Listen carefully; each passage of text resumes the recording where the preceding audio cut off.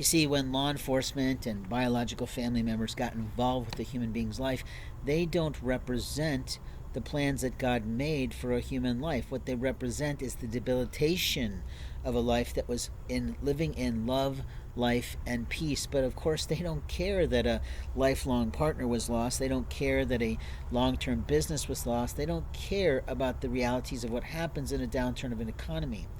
And their belief system says just go out and get a $10 job and you'll be fine. But no, what that does is give them power over someone, but not with their own money, not with their own ability to financially abuse, with the money that was invested, the money that was withstained, the money that was collected by a late father's estate and is now in the hands of the elder siblings, the best money manager of the group in theory, to manage for a loving mother who is now being tainted, like that film clip that we had in Return to the King, where they walk into the chambers and there's a parcel tongue oriented evil ugly man speaking as an interpreter and translator for the king of the land.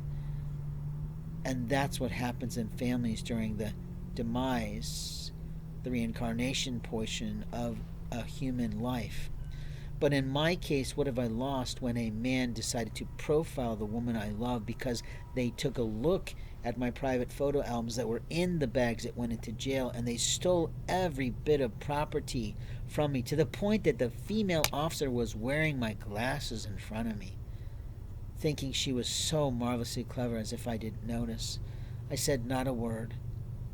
I'd never seen her in those glasses before, but I guarantee they went through my bags and that they didn't take the time to catalog, because a black officer, a bailee, and a bailiff, or maybe that was just her name to pretend it was, as an accompaniment to a bitch who was hell-bent on more inclusive of her lifestyle versus more diversified about my privacy issues.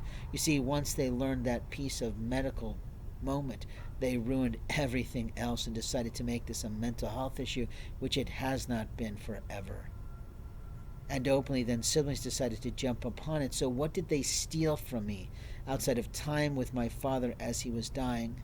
They stole my car from me. What else did they steal from me? Basically, my transportation to move and shake in a community. What did they steal from me? My reputation and name, because they took my journals, they took my schedule books that had phone numbers of my clients, and they made phone calls to people that I love. They called the women I love and decided to say something to them, which wasn't their business. Right now, I have an elderly sibling who is interacting on Facebook like a fucking bitch with a late spouse family of mine and future potential girlfriends of mine that openly was immoral because they have husbands at the time.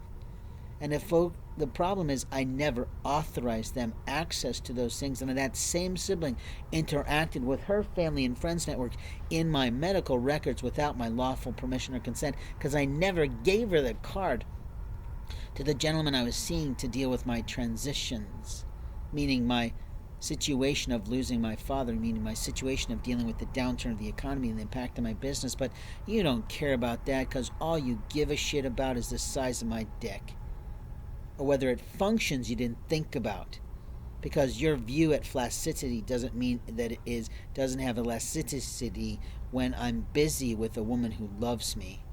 So go fuck you, because I'm coming for you.